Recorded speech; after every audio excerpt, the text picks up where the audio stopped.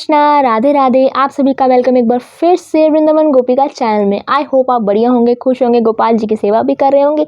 तो फ्रेंड्स, आज का टॉपिक बहुत इंपॉर्टेंट होने वाला आप सभी के लिए, क्योंकि मैं आज बात करने वाली हूँ कि अपरा एकादशी पर हमें ठाकुर जी लड्डू गोपाल जी की पूजा किस प्रकार करनी है और कौन से भोग हमें विशेष रूप से ठाकुर जी को लगाने हैं।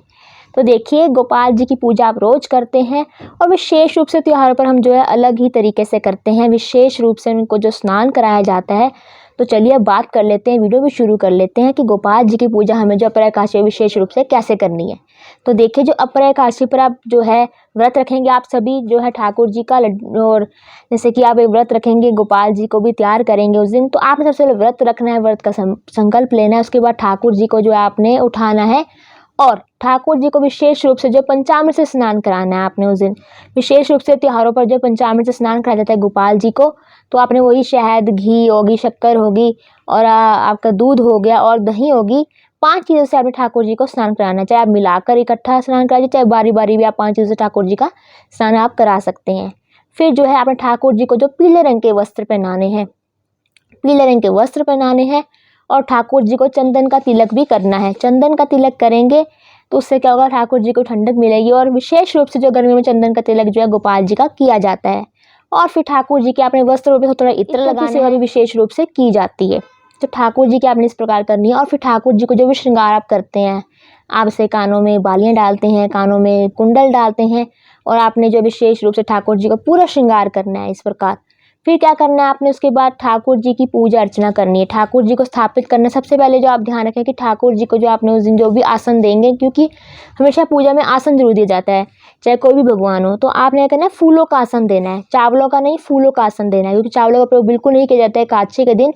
तो आपने जो है फूलों का आसन देना है, ठाकुर जी को विराजमान करना है। अगर घर में शालिग्राम जी है तो उन्हें भी आप इसी तरह स्नान वगैरह करा करके उन्हें जो आपने बिठाना है अच्छे से। आप ध्यान दें कि यमुना जल से स्नान कराएंगे, गंगा जल से स्नान नहीं कराएंगे। ठाकुर जी को जो आपने भोग समर्पित करने हैं, तो भोग में आप क्या क्या देंगे। भोग में जैसे कि आपको पता है, इस पूजा में जो विशेष रूप से जो है ककड़ी का भोग दिया जाता है, तरबूज का भोग दिया जाता है, खरबूजे का भोग दिया जाता है। और जो इस पूजा में जो है ठाकुर जी के लिए आप चाहें तो एक मटका लें, मटके में पानी डाल दीजिए, फिर ढक्कन लगाकर भी इस पूजा में विशेष रूप से जो ककड़ी या आम जो ऊपर रख सें, क्योंकि पूजा विशेष रूप से की जाती है इस दिन। तो इस प्रकार जो है आपने पूजा करनी है। फिर ठाकुर जी को भोग इत्यादि देकर आपने इस बात का भी ध्यान रखें कि तुलसी भी जरूर चढ़ाएं भोग में, और ऐसे भी तुलसी जरूर समर्पित करें हमारे लड्डू गोपाल जी को, क्योंकि आपको पता है बिना तुलसी के जो ठाकुर जी भोग नहीं लगाते हैं। आपने इस प्रकार जो है आपने ठाकुर जी को तुलसी देनी है भोग में। फिर जो आपने जो है दीपक प्रज्वलित करना है ठाकुर जी की आरती के लिए। तो दीपक ध्यान दें कि हमेशा देसी घी का ही होना चाहिए, आपको पता होगा। और जो दीपक लगाएंगे आप या तो माटी का ले लीजिए या फिर पीतल का भी आप दीपक ले सकते हैं। तो इस प्रकार आप जो है ठाकुर जी की आरती उतारेंगे।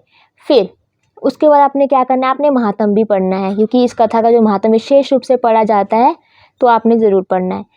तो आई होप आपको पता लग गया होगा हमें किस प्रकार गोपाल जी को जो है स्नान कराना है, किस प्रकार उन्हें भोग देना है। और बहुत सी चीज़ें हमें करनी होती है पूजा में। चावलों का विशेष रूप से जो प्रयोग नहीं करना है, चाहे आप व्रत रख रहे हैं चाहे आप नहीं रख रहे हैं। एकादशी वाले दिन जो है चावलों का प्रयोग नहीं किया जाता, ना ही पूजा में किया जाता है, ना ही भोजन में किया जाता है। तो ठाकुर जी को इस प्रकार आपने भोग देना है। फिर जो है आपने जो पंचामृत आपने से स्नान कराया गोपाल जी को, उसका बाद में क्या करना है पंचामृत का। पंचामृत को आप उतना ही ठाकुर जी को स्नान कराए, उतना ही जितना आप जो है खुद ग्रहण कर सकते हैं। आप अपने घर वालों को भी बांट सकते हैं इस प्रकार, तो उतना ही ग्रहण करें, क्योंकि जो पंचामृत है जो पौधों में नहीं डाला जाता है। तो इस प्रकार आपने जो है उसका जो प्रयोग करना है। तो आई होप आपको पता लग गया होगा हमें जो है अपरा एकादशी में किस प्रकार गोपाल जी को तैयार करना है, विशेष रूप से कौन से वस्त्र पहनाने हैं, किस प्रकार श्रृंगार भोग इत्यादि हमें पूजा आरती जो है करनी है। तो अगर आपको मेरा वीडियो अच्छा लगा तो लाइक कर दीजिए, शेयर कर दीजिए, मेरे चैनल खोलकर सब्सक्राइब करना भी ना भूलें। हरे कृष्णा, राधे राधे।